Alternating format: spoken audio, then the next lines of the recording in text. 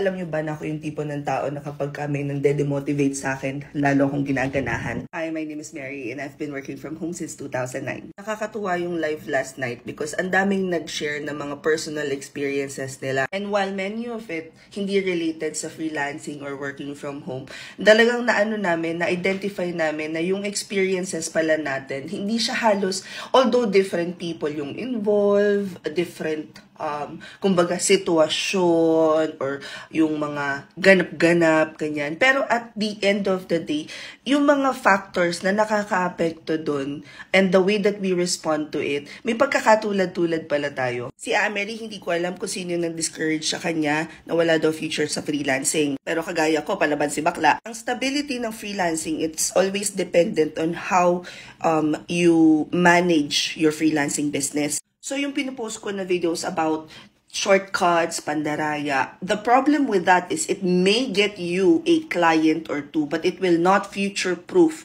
your work from home career. So kagaya ng mga nagtuturo ngayon, nakita kasi nila yung potential na, uy, ang laki pala ng kinikita pag magtuturo tungkol sa freelancing, kaya shortcut. So, ganun din yung nire-reflect nila dun sa tinuturo nila. But if there's one technique na pwede ko sigurong ibigay sa inyo or tip na pwede kong ibigay sa inyo na mas mapapabilis yung pag-aaral nyo ng freelancing is you really have to work twice as much as anyone else in the room. While you're being smart with your techniques, you're also not skipping important learning lessons or action points na kailangan dadaanan mo talaga para ma-future-proof mo yung freelancing career mo. Ibig sabihin, hindi ka magre-rely sa mga templates lang. Gagamit ka rin ng brainy-brainy.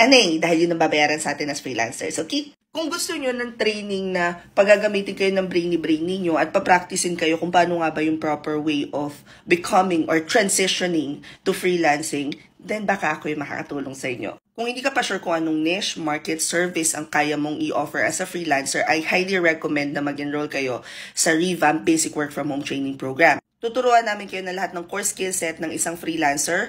Meron ako mga guest coaches na magsasabi sa inyo kung ano yung ginagawa nila sa role nila. At itong mga coaches na to hindi puchu-puchu, girl, may experience talaga. Income, Amazon, appointment setting, real estate virtual assistant. The best thing about this training, it's free.